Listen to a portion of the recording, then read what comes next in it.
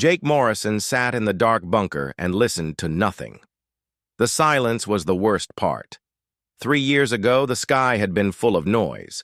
Ships burning through the atmosphere, cities exploding, people screaming. Now there was only quiet. He checked his watch in the green glow of the emergency lights. Another hour had passed. Another hour of waiting in the deep caves under the Rocky Mountains. Another hour of hoping that someone somewhere was still alive. Amy Rodriguez walked into the command room carrying her tablet. The young engineer looked tired. Everyone looked tired these days.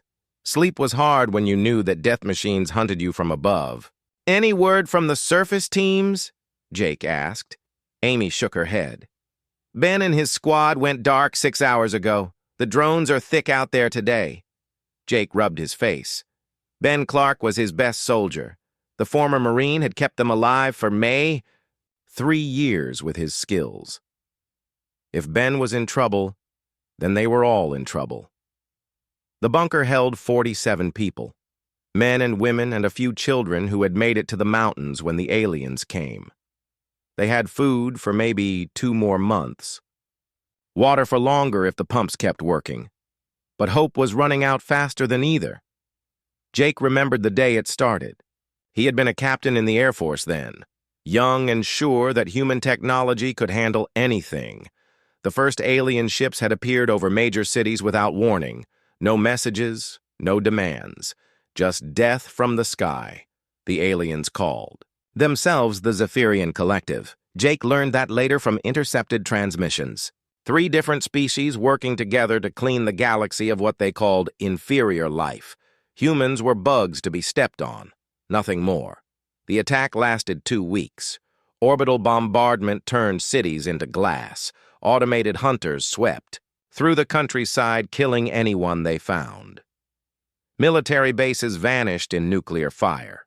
The lucky ones died fast. Jake had been at Cheyenne Mountain when the bombs fell.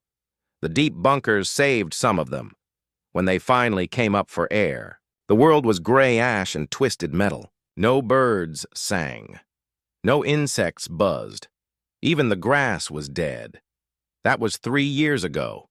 Now they lived like rats in holes, scraping for food and hiding from machines that never slept.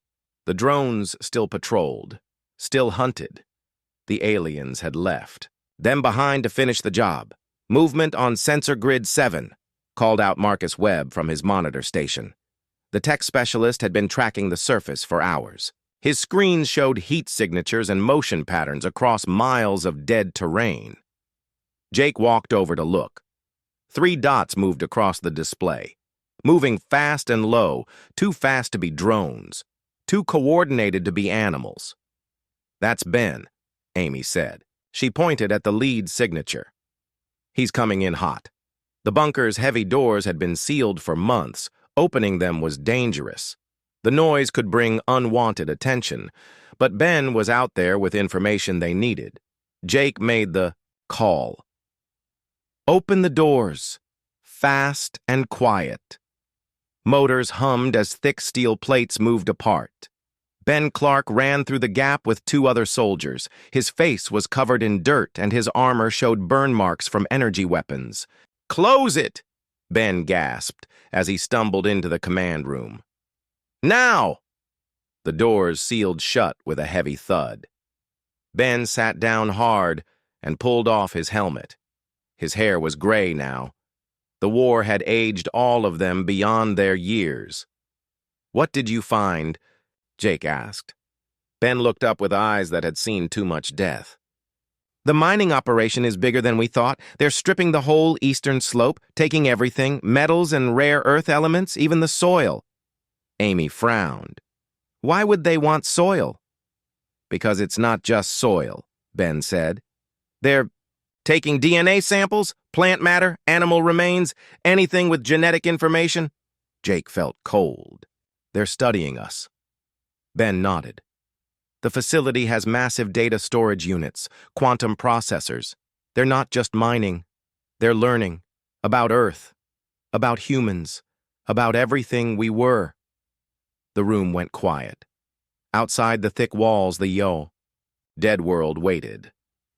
But now they knew the aliens had not forgotten about Earth. The Zephyrians were still here, still watching, still taking. "There's more," Ben said. He pulled a small device from his pack. The metal was strange, not human design. It hummed with energy that made Jake's teeth ache. "I took this from a damaged drone. Amy might be able to figure out how it works." Amy took the device carefully. Her engineering background had kept them alive many times. Maybe she could unlock alien secrets, too.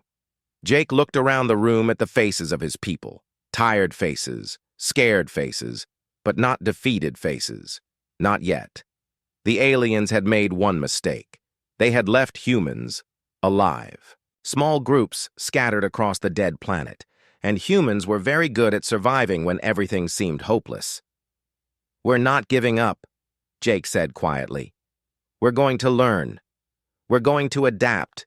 And someday, we're going to make them pay for what they did." Outside the bunker, the automated hunters continued their endless patrol. But deep underground, the seeds of resistance were beginning to grow. Amy Rodriguez stared at the alien device for the 100th time. 6 months had passed since Ben brought it back from the mining site. 6 months of careful study and failed attempts to understand the technology. The device sat on her workbench, like a puzzle made of metal and energy. Jake walked into the workshop carrying a cup of coffee made from their dwindling supplies. Real coffee was a luxury now. Most days they drank something made from ground roots and hope. "Any progress?" he asked. Amy rubbed her tired eyes. "The power source is unlike anything we ever developed. It doesn't use batteries or fuel cells. The energy seems to come from quantum fluctuations in space itself. Can you make it work?"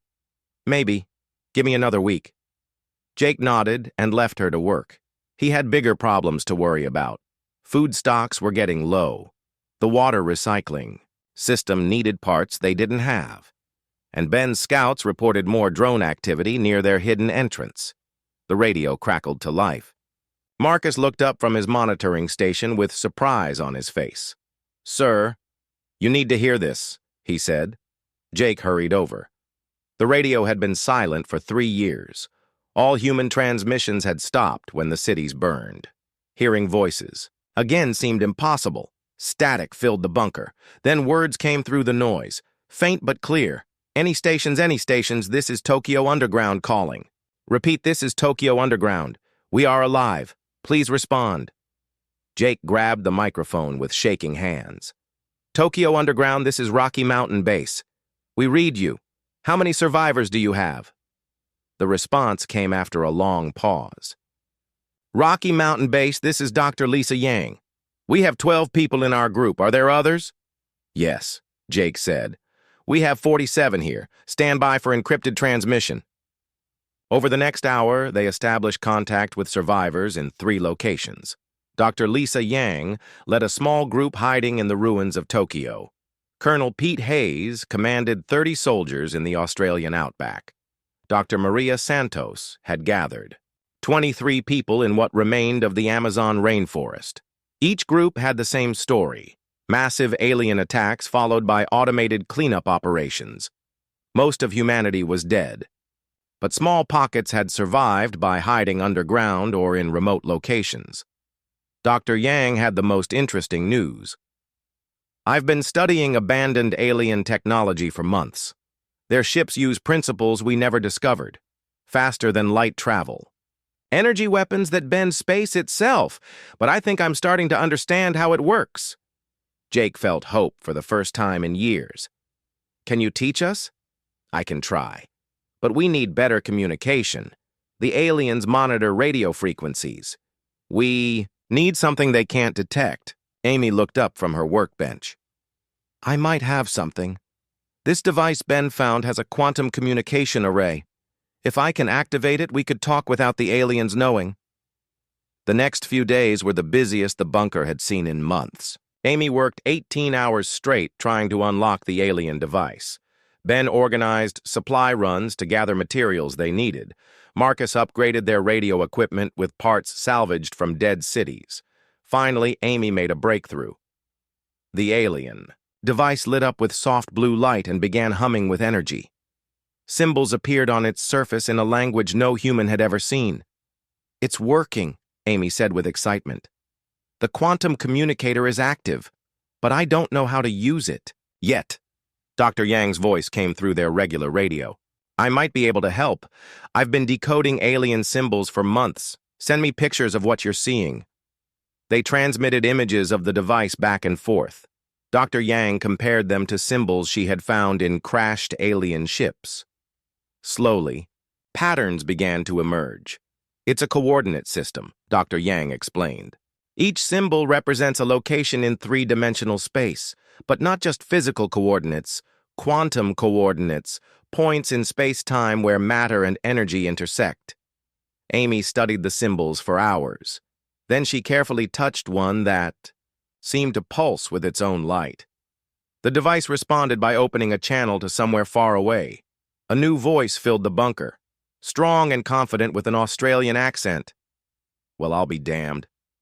Pete Hayes here. Who the hell is this?" Jake grinned. "Colonel Hayes, this is General Morrison. We just figured out how to use alien communication technology." "General, eh? Someone's been busy. How many people do you have?" 47 in my group. But we've made contact with Dr. Yang in Tokyo and Dr. Santos in South America. There are more of us than we thought." Colonel Hayes was quiet for a moment. "General, I've got something you need to know. We captured an alien prisoner 3 days ago. One of their scout pilots crashed in the desert and survived. We've been questioning him." Jake felt his heart race. "What did you learn?" "The aliens think Earth is dead, completely dead. They stopped monitoring us 6 months ago. Their main fleets have moved on to attack other worlds. Only automated systems are left behind to finish mining operations." Dr. Yang's voice joined the conversation. "That explains why the drones follow simple patrol patterns. They're not being controlled by intelligent operators anymore." "There's more," Hayes continued. "The prisoner says their technology is based on biological neural networks, living computers that think and adapt, but they have a weakness: Earth viruses and bacteria. Our planet's biological diversity is something they've never encountered before." Dr. Santos spoke up from her location in the Amazon. "I've been studying that very thing. The aliens wiped out most surface life, but the deep forest still has active ecosystems. I've isolated several viral strains that seem to disrupt their equipment." Amy looked at the alien device with new understanding. A biological computer would be vulnerable to biological warfare. If we could introduce Earth pathogens into their systems, we might be able to shut them down. Jake felt pieces of a plan forming in his mind. 4 groups of survivors, each with different skills and resources, each with knowledge the others needed. "We're going to work together," he said. "Share information. Coordinate attacks. The aliens think we're dead, but they're wrong. We're going to prove that killing humans was their biggest mistake." The quantum communicator hummed with energy as voices from around the dead world began planning humanity's return from the grave. 2 years had changed everything. Jake Morrison looked at the tactical display showing dozens of green dots across the globe. Each dot represented a human resistance cell. Each cell was alive and fighting back against the alien occupation. Ben Clark crouched behind the twisted remains of a mining truck and watched the alien facility through his scope. 3 years of guerrilla warfare had turned the former Marine into something harder than steel. His team of 6 fighters lay hidden in the rocky terrain around the mining complex. "Target confirmation," Ben whispered into his comm unit. 24. "Automated harvesters, 6 guard drones, no organic life signs. The facility is running on automatic systems just like the others." Amy Rodriguez answered from the command bunker 50 miles away. "Understood, Ben. Dr. Yang's virus upload is ready. You have a 30-minute window before the next patrol cycle." Ben signaled his team forward. They moved like shadows across the barren ground.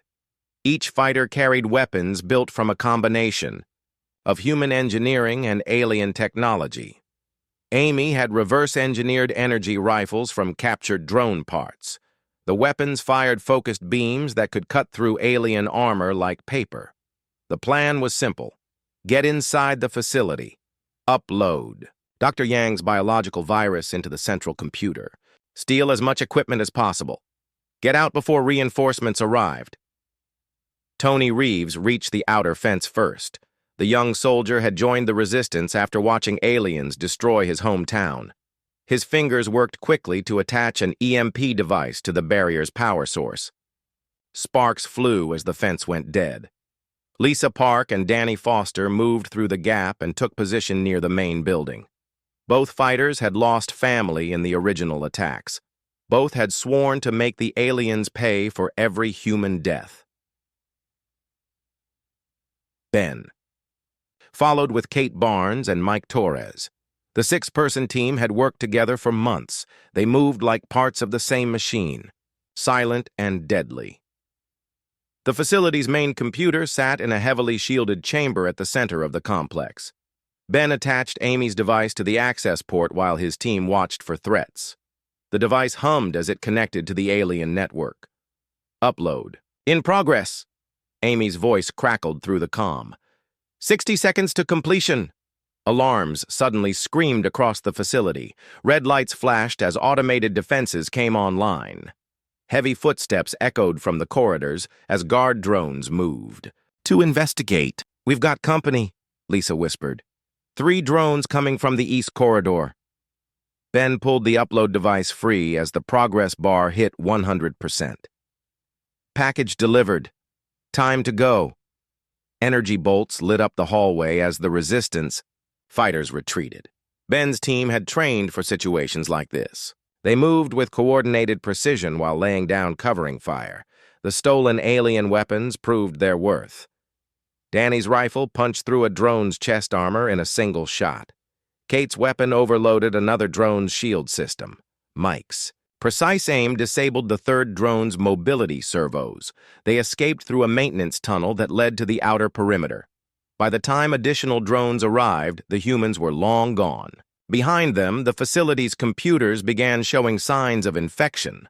Dr. Yang's virus spread through the alien network like wildfire. 300 miles away in the ruins of Denver, Maria Santos watched her own operation unfold. Her team had learned to use the jungle itself as a weapon. Vines infected with engineered bacteria now grew over alien installations. The plants released toxins that corroded alien metals and disrupted their electronic systems. Nature is fighting back, Maria told her team as they watched another mining complex shut down. The aliens tried to sterilize our world, but life finds a way. Her fighters had become masters of biological warfare. They used modified Earth organisms to attack alien technology at the molecular level. Fungal spores that ate through alien hull materials, bacterial colonies that interfered with quantum processors, viral programs that turned alien computers against each other. In the Australian outback, Colonel Pete Hayes led his own kind of war. His soldiers had captured enough alien vehicles to form a mechanized unit. They struck fast and hard at isolated outposts before disappearing into the vast desert. Fuel depot is ours, Hayes reported over the quantum communicator. We just captured enough energy cells to power our operations for 6 months. His team included veteran soldiers who had survived the initial attacks. Sergeant Nancy Wilson coordinated supply raids. Lieutenant Carl Murphy led reconnaissance missions. Captain Ruth Adams planned strategic strikes against high-value targets. They had turned alien technology against its creators. Captured hover tanks provided mobility and firepower. Stolen communication equipment let them monitor alien transmissions. Hijacked shield generators protected their hidden bases. Dr. Lisa Yang worked from her laboratory in the ruins of Tokyo. She had become the Resistance's chief technology officer. Her job was to understand alien science and turn it into human weapons. I've cracked their faster-than-light communication system, she announced during a planning session. We can now intercept messages between alien facilities across the galaxy. The intercepted data revealed something important. The Zephyrian Collective had moved most of their forces to other star systems. Earth was considered a completed operation. Only automated systems remained to finish strip mining the planet. Jake coordinated the global resistance from his command bunker. The tactical display now showed successful operations on every continent. Human survivors were coming out of hiding. Alien facilities were going dark across the planet. Phase 1 is complete, Jake announced to his commanders. We've proven that. Humans can fight back. Now we move to Phase 2. Instead of just surviving, we're going to start winning. Amy had been working on something special. A project that combined human engineering with alien technology. She called it the Liberation Protocol. We're not just going to shut down their mining operations, Amy explained. We're going to take control of them. Every facility we capture becomes a resource for building our own equipment. The plan was ambitious. Use captured alien infrastructure to build human starships, turn alien weapons against alien targets, transform from scattered resistance cells into a unified military force. Ben's latest raid had captured something unexpected, an alien data core containing star charts and tactical information about Zephyrian operations across the galaxy. They've done this before, Ben reported.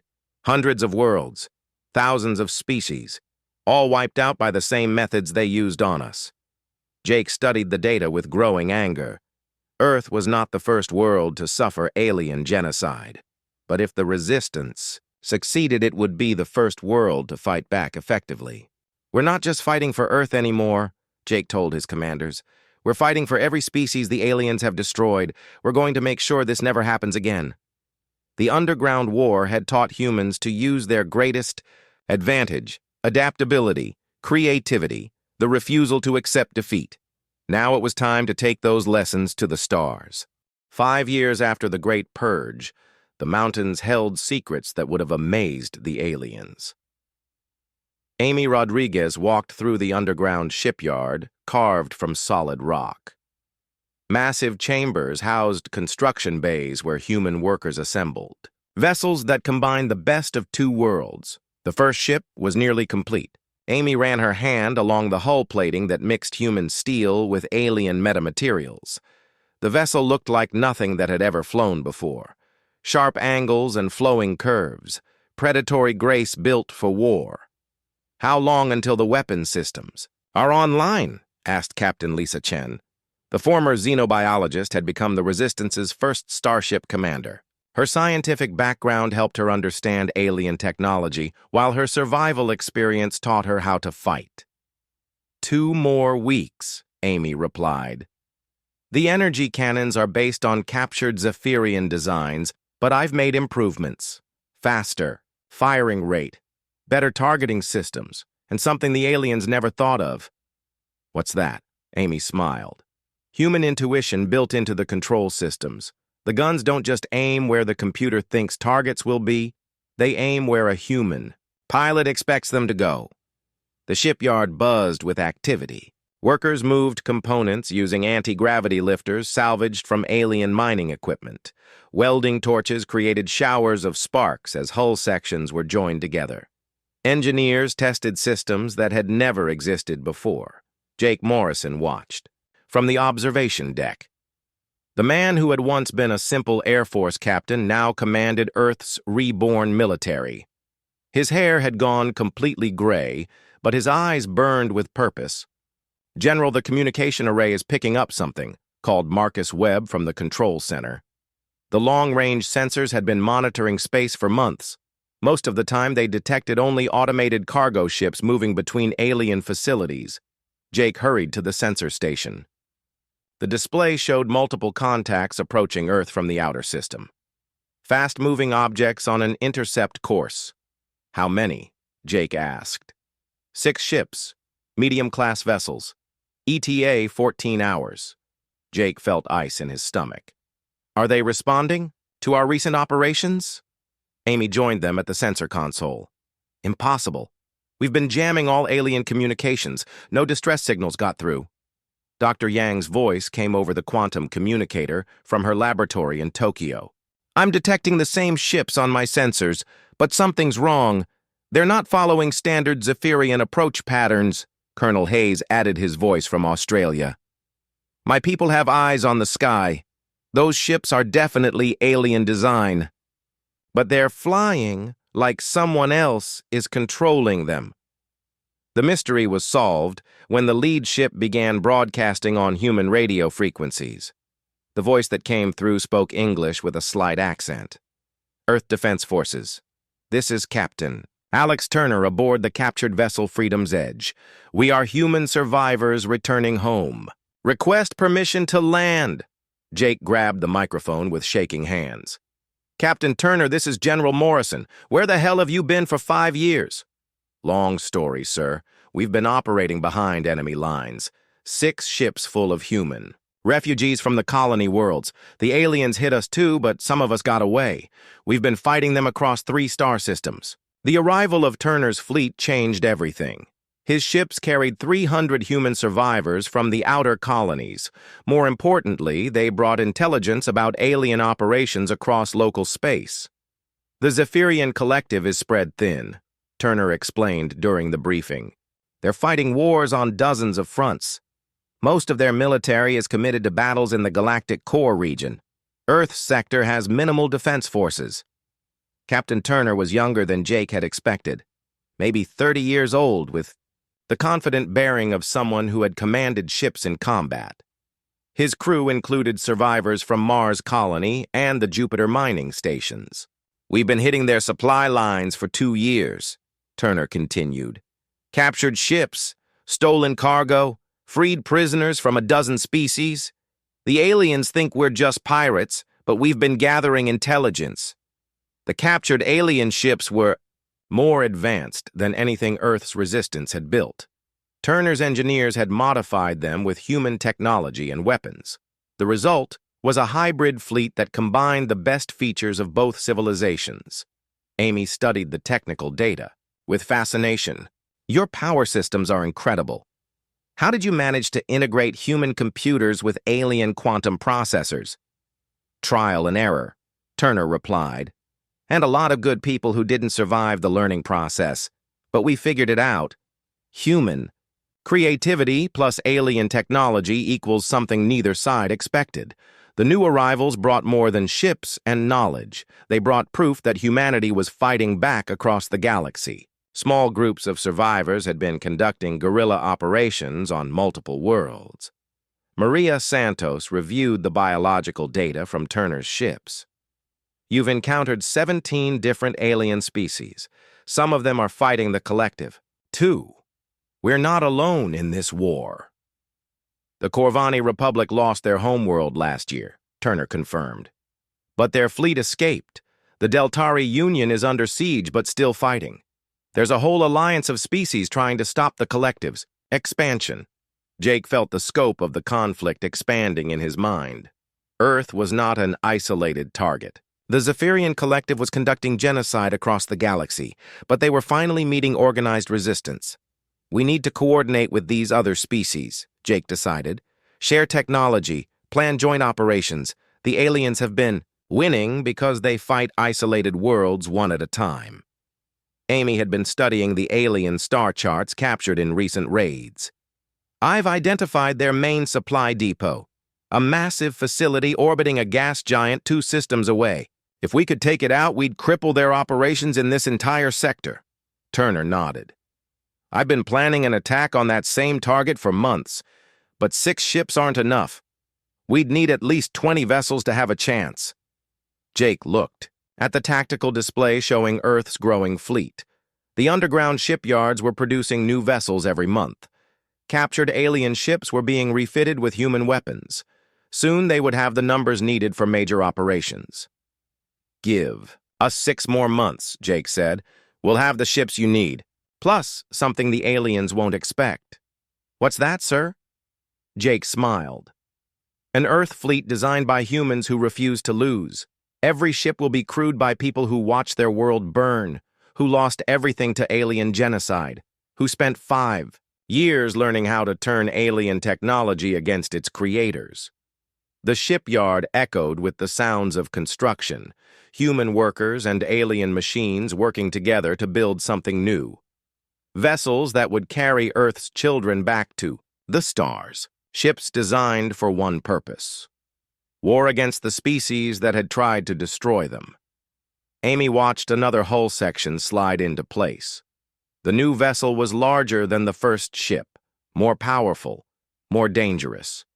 It would be called the EDF, Vengeance, and it would carry Earth's message to the galaxy. Humanity had returned from the dead, and they were very angry.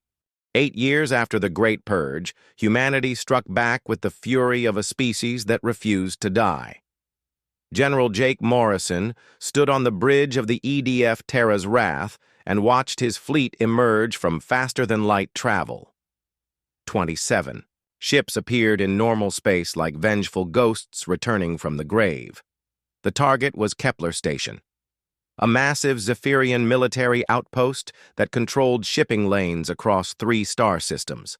Intelligence reports indicated 200 alien personnel and automated defenses that had never faced serious attack. "All ships report ready for combat," announced Commander Alex Turner from his flagship Freedom's Edge. The young officer had proven himself during months of preparation. His captured alien vessels formed the fleet's reconnaissance wing. Captain Lisa Chen commanded the hybrid destroyer EDF Vengeance. Her ship combined human tactical systems with alien energy weapons. The result was a vessel that could think and fight like a human while hitting with alien firepower. "Stealth systems active," Chen reported. "We're invisible to their sensors for now, but that won't last long once we start shooting." Jake studied the tactical display. Kepler Station orbited a barren moon in the system's outer region. The facility processed raw materials from dozens of mining worlds and shipped them to alien territories deeper in the galaxy. Destroying it would cripple collective operations across the local sector. "Remember the plan," Jake announced over the fleet communication system. "We hit fast and hard. Disable their transmitters before they can call for help. Capture what we can. Destroy what we can't take. Be gone before reinforcements arrive." The attack began with Turner's infiltration team. 6 captured alien ships approached the station using forged identification codes. To Kepler Station's automated systems, they appeared to be routine cargo vessels arriving for scheduled deliveries. Ben Clark led the boarding party. The former Marine had become humanity's expert in close-quarters combat against alien forces. His team of 20 fighters carried weapons designed specifically for this mission. "Docking clamps secured," Ben reported as his ship attached to the station's cargo bay. "Beginning infiltration now." The airlock cycled open and Ben's team moved into the station. Years of guerrilla warfare had taught them to move silently through alien installations. They flowed through corridors like deadly shadows seeking their targets. The first objective was the communication center. Ben and his team reached it without detection and began placing explosive charges. When the charges detonated, Kepler Station would be cut off from the rest of the collective. "Charges set," Ben whispered into his comm unit. "Ready for Phase 2." Jake gave the signal, and 21 warships dropped their stealth systems. The alien station's sensors suddenly detected a human fleet at close range. Alarms screamed as automated. Defenses came online, but the humans had learned from 5 years of fighting alien technology. Amy Rodriguez had designed electronic warfare systems that could confuse and disable alien computers. As the station's weapons powered up, they began receiving false targeting data.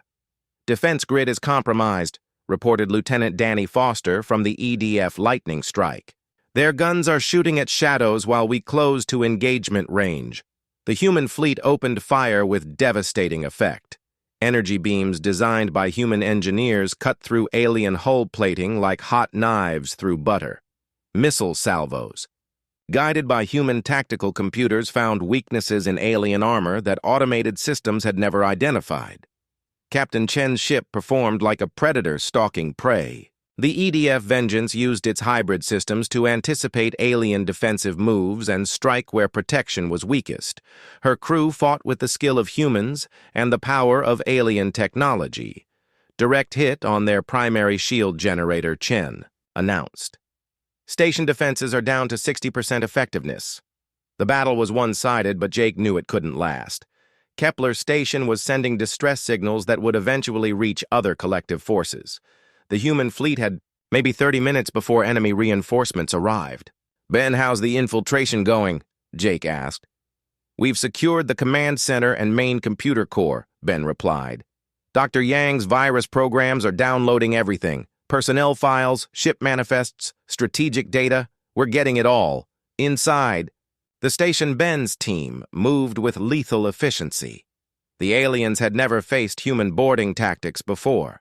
Where alien warfare relied on overwhelming firepower, humans used speed and cunning. They struck from unexpected directions and disappeared before defenders could respond. Tony Reeves and Kate Barnes secured the armory, while Mike Torres and Lisa Park captured the engineering section. The station's alien crew tried to organize resistance, but humans had advantages they couldn't match. Humans could think faster than alien computers could process tactical changes. Humans could adapt to new situations, while aliens followed programmed responses. Most importantly, humans fought with the desperation of a species fighting for survival. "Station is secure," Ben reported. "All alien personnel are neutralized. We're ready for salvage operations." Jake ordered the fleet's cargo ships to begin stripping useful technology from the station. Quantum computers, energy weapon arrays, faster-than-light communication equipment. Everything that could help humanity's war effort. Amy Rodriguez coordinated the salvage operation from her ship EDF Prometheus. "We're taking enough technology to build 10 more vessels, plus industrial equipment for expanding our shipyards." The humans worked with desperate speed. Every minute increased the chance that collective reinforcements would arrive, but they couldn't afford to waste this opportunity.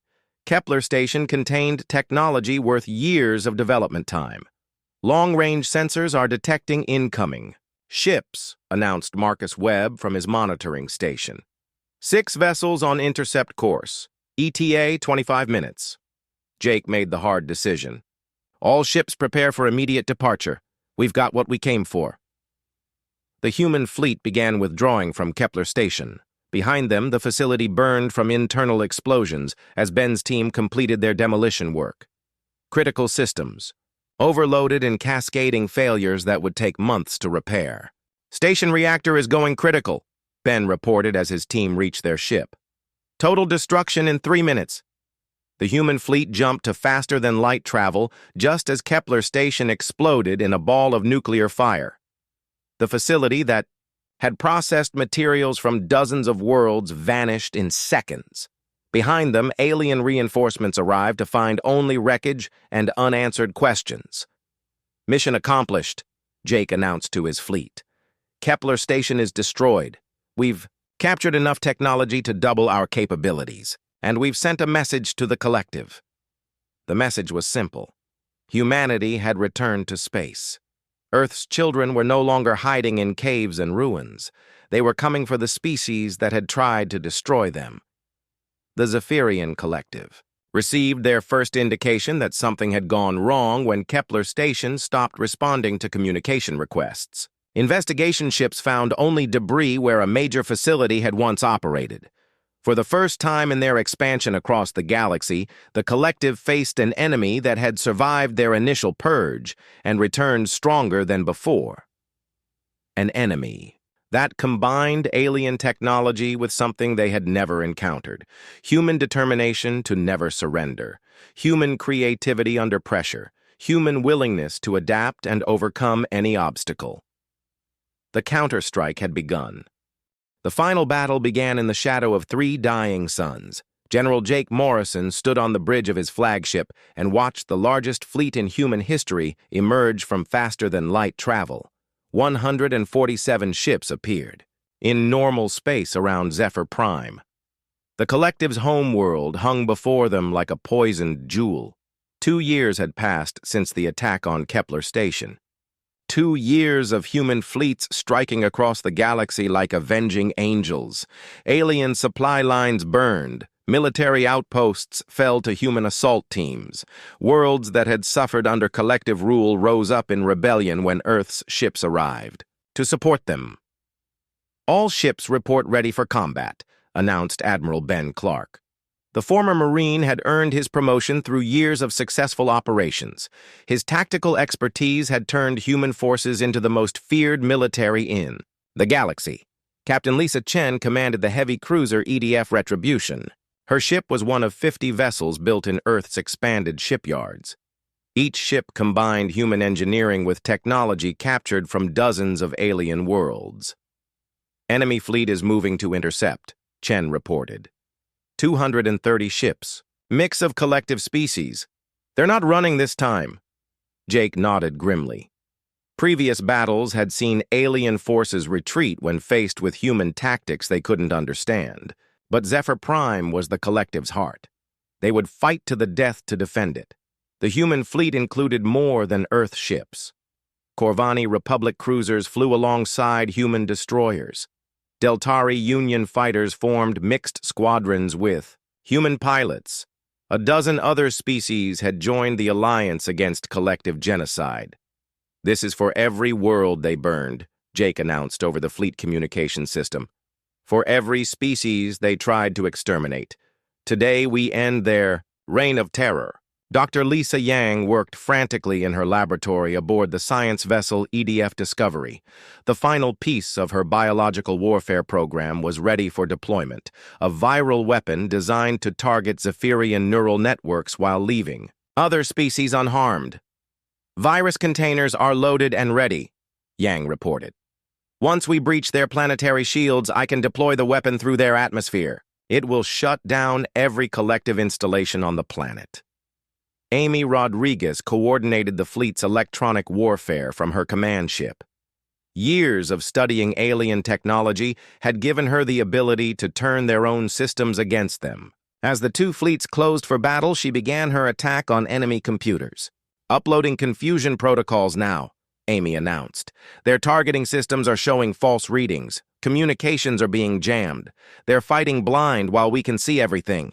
The space battle erupted with the fury of species fighting for survival. Energy beams lanced between ships as human and alien forces engaged at close range. But this was not like previous conflicts. The humans had learned from every battle. They had adapted. They had evolved. Commander Alex Turner led a squadron of captured alien ships in a flanking maneuver. His vessels looked like collective forces. But they fought with human tactics. They struck from unexpected angles and vanished before enemy weapons could target them. Breaking through their left flank, Turner reported. Opening a corridor for the main assault. Captain Chen's heavy cruiser punched through the gap with devastating firepower. Her weapons had been designed by human engineers who understood war in ways the aliens never could. Each shot was precisely targeted to cause maximum damage with minimum effort. Enemy command ship is heavily damaged, Chen announced. Their fleet. Coordination is breaking down. The collective forces fought with the desperation of a species facing extinction, but they had made one critical error. They had underestimated human adaptability. Where alien warfare followed predictable patterns, humans improvised and created new tactics in real time. Ben Clark led the boarding assault on Zephyr Prime's orbital defense stations. His Marines moved through alien corridors with the skill of veterans who had fought this war for 8 years. They knew exactly how to defeat alien defensive systems. Station 7 is secure, Ben reported. Planetary shields are down. Dr. Yang has a clear shot. Yang's science ship approached the planet's atmosphere and began deploying viral canisters. The biological weapon spread through Zephyr Prime's air like invisible death. Within hours, every collective installation would be infected. Virus deployment complete, Yang announced. Collective ground forces will be neutralized within 6 hours. But the space battle still raged. Collective ships fought with suicidal determination to prevent human forces from reaching their homeworld. Jake watched as alien vessels rammed human ships in desperate attacks. "We're taking heavy casualties," reported Captain Danny Foster from the destroyer EDF Thunder. "But we're winning. Their fleet is down to less than 100 ships." "Maria," Santos had joined the final battle aboard a converted cargo vessel filled with her biological weapons. Her ship approached disabled alien vessels and deployed organisms that would consume their hulls from the inside. "Nature is reclaiming what they stole," Santos announced as alien ships began dissolving around her viral attacks. "Every element they took from conquered worlds is being returned to the galaxy." The turning point came when Amy's electronic warfare finally cracked the collective's main battle computer. The alien fleet's coordination collapsed as their ships began receiving contradictory orders from their own command systems. "Their fleet computer is under our control," Amy reported with satisfaction. "I'm ordering their ships to stand down and surrender." Alien vessels across the battlefield suddenly stopped fighting. Their weapons powered down. Their engines went silent. Confused crews found themselves prisoners of their own technology. Jake opened a communication channel to the surviving alien forces. "Attention, collective ships. This is General Morrison of the Earth Defense Force. You are defeated. Surrender now, and you will be treated according to the laws of war." The response came from the collective's supreme commander, a Zephyrian admiral whose species had started the campaign of galactic genocide. "Human forces, we do not understand how you survived our purge. Your species should have been extinct years ago." Jake smiled grimly. "You made one mistake, Admiral. You assumed that nearly destroying us would make us weaker. Instead, it made us stronger. Humans don't break easily. And when you try to break us, we tend to get very angry." The final surrender came 6 hours later when Dr. Yang's virus completed its work. Every collective installation on Zephyr Prime went dark. The species that had conducted genocide across the galaxy found themselves helpless as their own technology failed around them. Jake stood on the planet's surface and watched human engineers working to restore systems that would serve the galaxy's new alliance. Former collective worlds were sending delegations to join the coalition. Species that had hidden in fear were emerging to rebuild their civilizations. "The age of purges is over," Jake announced in a broadcast that reached every corner of the galaxy. "This is Earth. We remember every world that burned. We remember every species that fell. We will protect those who cannot protect themselves." Captain Chen approached with a report from the fleet. "Sir, we're receiving surrender requests from collective forces in 17 star systems. It seems our victory here has triggered rebellions across their territory." Jake nodded. The war was ending, but the work of rebuilding would take generations. Humans had learned that survival required more than just defeating enemies. It required building something better in their place. Amy joined them carrying a data pad with preliminary casualty reports. "We lost 43 ships in the final battle, but we saved an entire galaxy from extinction." Ben Clark walked up with a grim expression. "General, we've found mass graves on this planet. Millions of beings from dozens of species, all victims of collective genocide programs." Jake felt the weight of responsibility settle on his shoulders. Humanity had won the war, but they had inherited a galaxy scarred by genocide and terror. It would be their job to heal those wounds. "We'll build monuments," Jake decided. "Remember every species they destroyed. Make sure this never happens again." Dr. Yang approached with her final report. "The viral weapon is already breaking down. It was designed to be temporary. Collective technology will be functional again in a few months. But by then, we'll have new governments in place." The human fleet began the long journey home to Earth. But they were not the same species that had hidden in caves 8 years ago. They had become something new, protectors of the galaxy, guardians of species too weak to defend themselves. Jake stood on his bridge and watched the stars. Somewhere among those distant lights were worlds where humans would build new colonies. Places where Earth's children would spread their message of hope and resistance. The great alien purge had been intended to eliminate humanity from the galaxy. Instead, it had forged them into something their enemies never expected. A species that, grew stronger from every attempt to destroy them. Earth's children had learned the most important lesson in the universe. Sometimes the only way to ensure peace is to be prepared for war. And sometimes the only way to protect the innocent is to become very dangerous to those who threaten them. The reckoning was complete. Humanity had risen from the ashes of their homeworld to become the galaxy's new hope.